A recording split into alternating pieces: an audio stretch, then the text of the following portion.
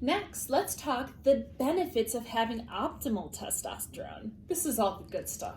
So, like I previously said, with all those bad things, those go away. So instead of being fatigued, you have more energy, you have more drive in every area of your life. Decreased depression and just improved mood, less irritability, more ability to just handle what comes your way.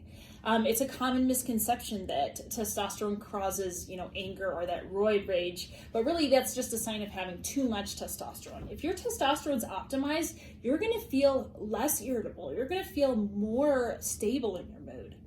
If you have optimal testosterone, you're going to have less pain. A lot of patients come in with chronic pain and notice that it's reduced once their testosterone's optimized.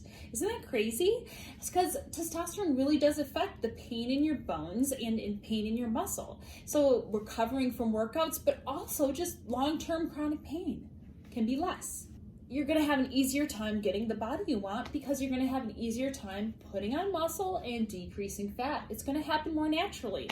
Why not let your hormones do the work for you? This was just one of the frequently asked questions about male bioidentical hormone replacement therapy. So please go to my YouTube channel to see the video in its entirety. Bye!